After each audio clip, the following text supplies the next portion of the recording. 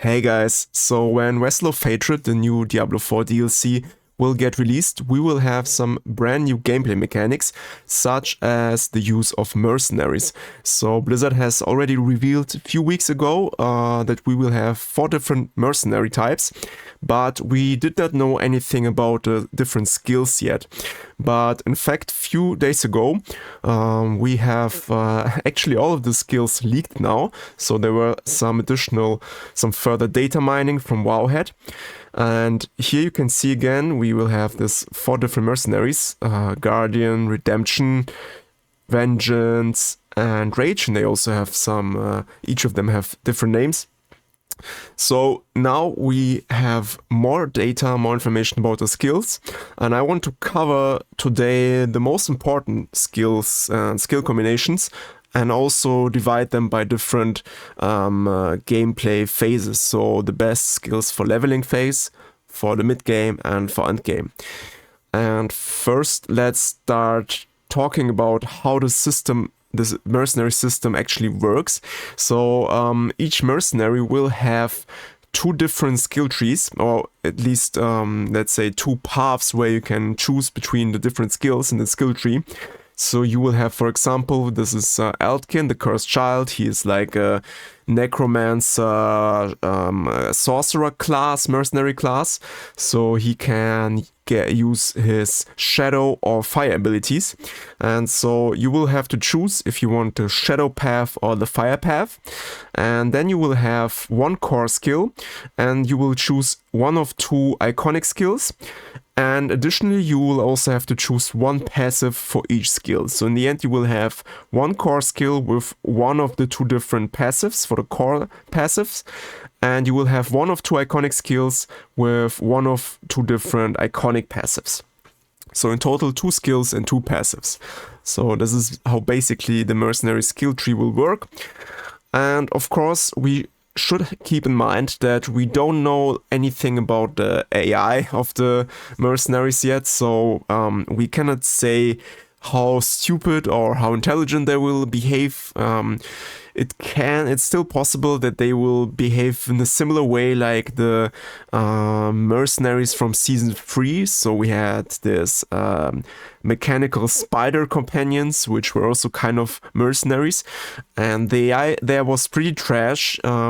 The mercenary, the spider, was always behind you, especially if you played very fast classes like rogues or sorcerers, and you would just zoom through the map and teleport and dash through the map, and the mercenary spider would always be behind you. This was very annoying.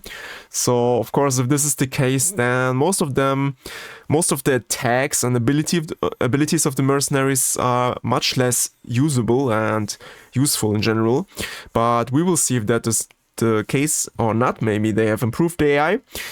And I also want to mention we don't know how tanky they will be. I just heard from some players, some Diablo 3 players, that mercenaries in Diablo 3 used to be very squishy for some time, especially in the beginning when they get released, and they kept dying in the harder difficulties of the game. And I think also in Torment 4 in the higher pit tiers, so if you will try to push for tier 80, 90, 100 in order to level your glyphs, I think this will be also the question if the mercenaries actually can stay alive with you or not. And of course, if they will die all the time, they will be pretty useless, and so especially at least in the end game.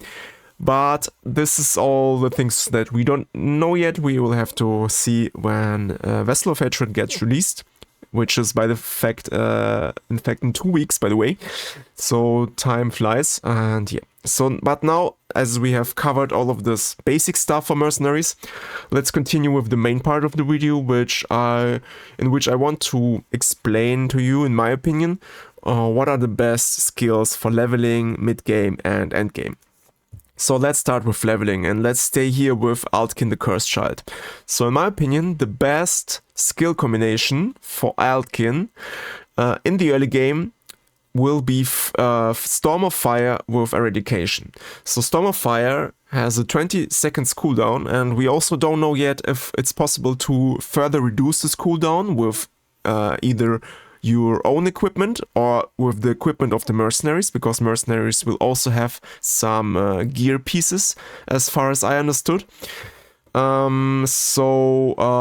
we will also need to test this, but I assume that it will be possible to further reduce cooldowns, so keep that in mind. So most of the abilities are a little bit better than it looks right now. But 20 seconds cooldown, and you will, or Elkin will deal this fire damage with the Firestorm, so you will deal 300% fire damage on impact. And this Firestorm will also remain on the ground for 10 seconds, and every second it will also deal some burn damage to enemies standing within it. But the most powerful thing about this Storm of Fire ability is actually this eradication passive.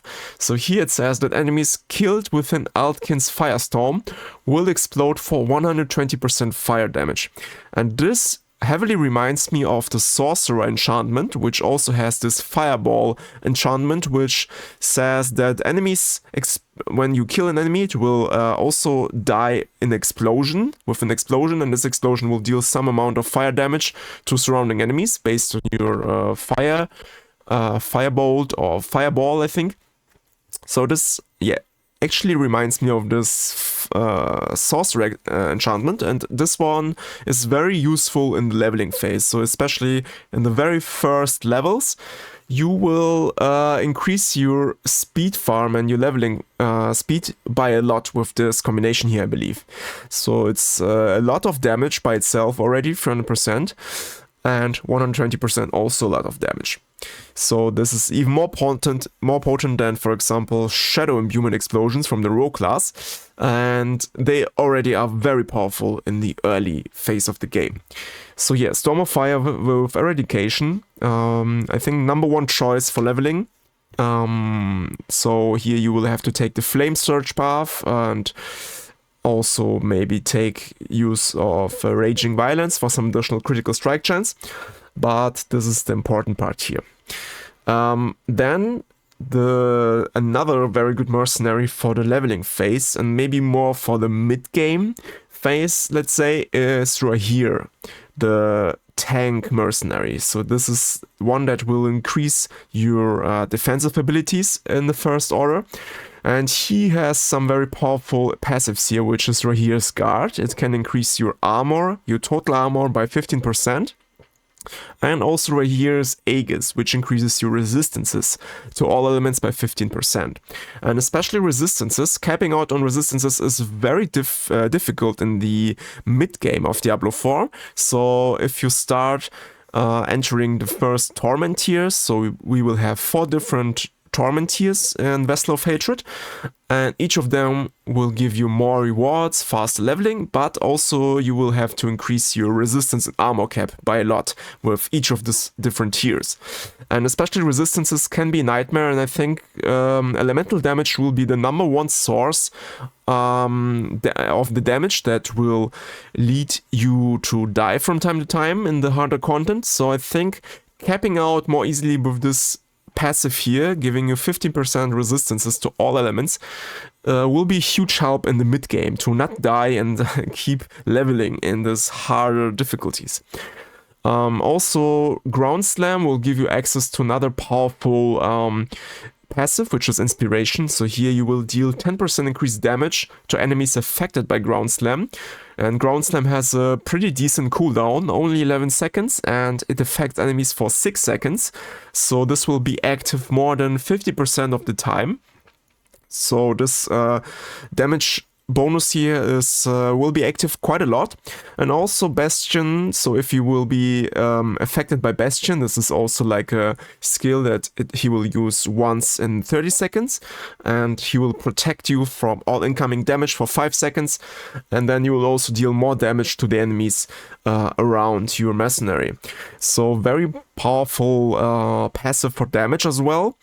So if you just keep in mind all of this active phases of the skills, so you can then calculate more or less the effective DPS increase from this passive, and I think this will be somewhere around 9 to 10%. So 10% more total DPS, effective DPS based on the cooldowns and effective time of the skills, which is not too bad. But if you don't need this additional damage, you can also take Iron Wolf's Virtue. We don't know anything about this Valiance right now, so here it says every time when Valiance is triggered, you heal for 25% of your maximum life, which is also pretty helpful for defensive purposes. We don't know anything about Valiance yet, how often you will trigger it and how easy it is to trigger or to proc.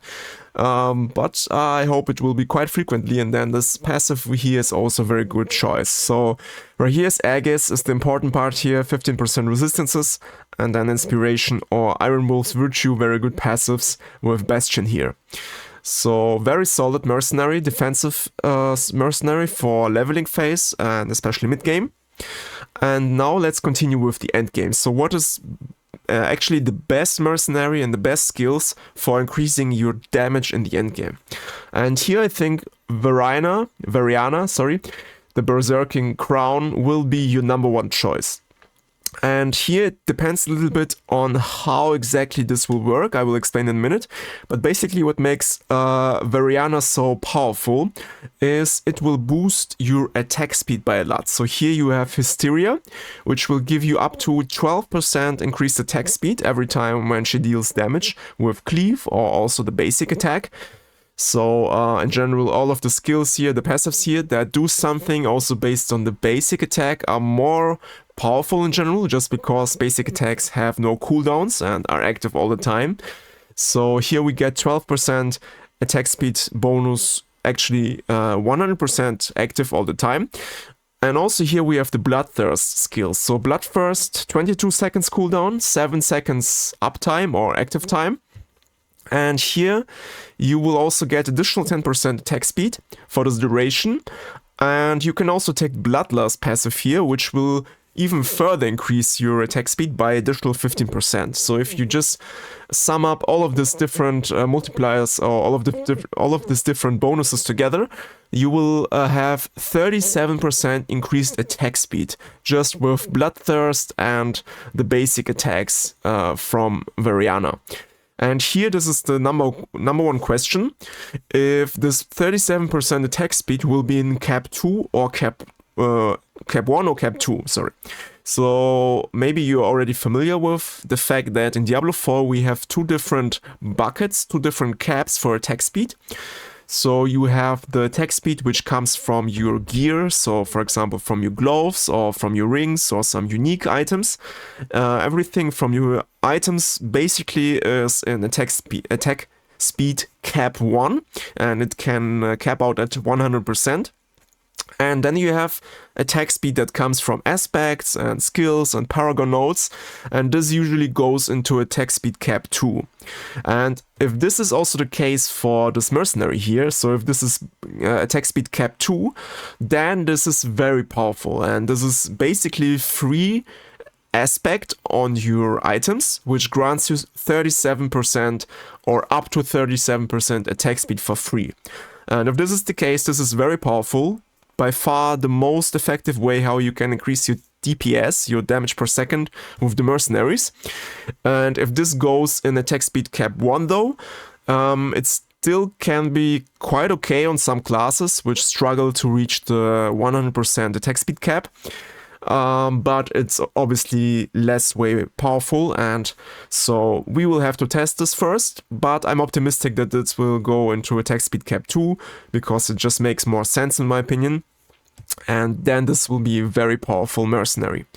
So yeah, this is the best mercenary for the end game if the attack speed will be attack speed cap 2 as I mentioned.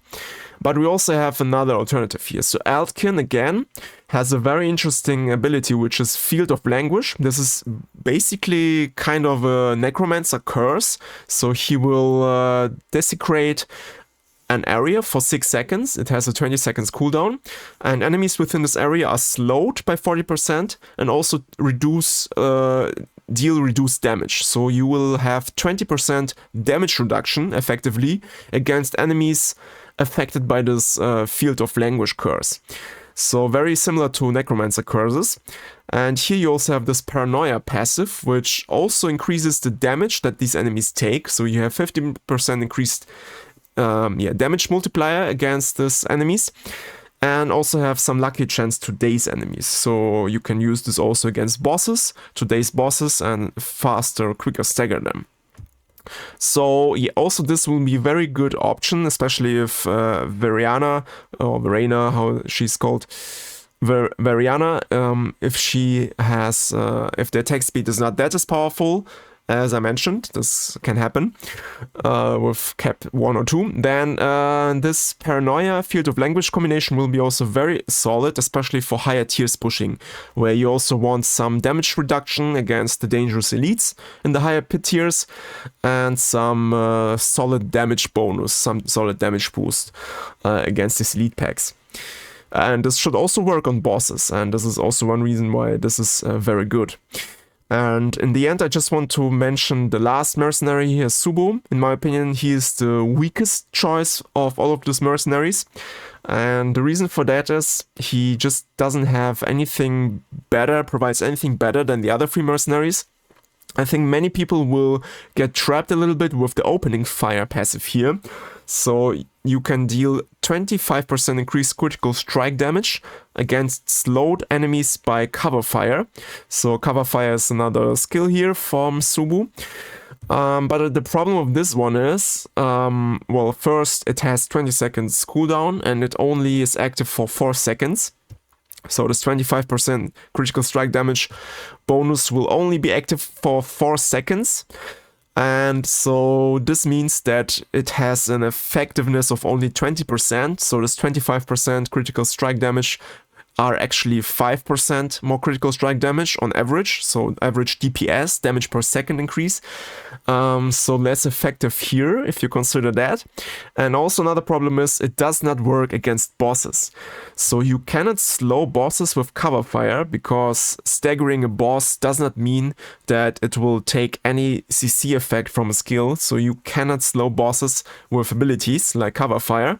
So for that reason, well, it's not working against bosses at all, and bosses are the biggest challenge right now in the game, especially in the higher pit tiers, until they change anything about that. But yeah, it is how it is.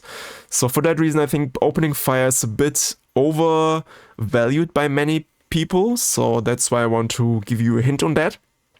Of course, there are some builds like precision builds from Rogue class, like Rapid Fire Rogue, which have some double dipping going on with critical strike damage. So for that case, it might be still solid to take this passive here. So maybe Rapid Fire Rogue will use this, but for all of the other builds, I don't think it's better than the attack speed from the Variana. And also here Molotov with some Scorched Earth passive. So here you can deal more damage over time. So for poison builds or dot builds in general, this can be also quite solid. Molotov has 11 seconds cooldown, which is not too big. So this can work also. But again, I don't think that it's better than an attack speed bonus. So even though it's quite a solid damage multiplier, it should be still not superior to the attack speed bonus. So yeah, in my opinion, Subu the least exciting one, and the other 3 are just a little bit better in my opinion. Okay guys, I hope you enjoyed this information here, this content about the skills and mercenaries. So I'm pretty hyped about expansion. In 2 weeks I will start with Spiritborn, so expect a lot of builds for the Spiritborn class on this channel, but also Rogue, so don't be sad about the Rogue. I will also transition as fast as I can into Rogue, so I will cover both classes this season or next season. And yeah, you can expect a lot of guides. So until there, I hope you have a nice day, nice weeks. Leave me a like if you enjoy this content, and subscribe to this channel, would really help me out. And I guess I see you next video, guys. Have a nice day and bye bye.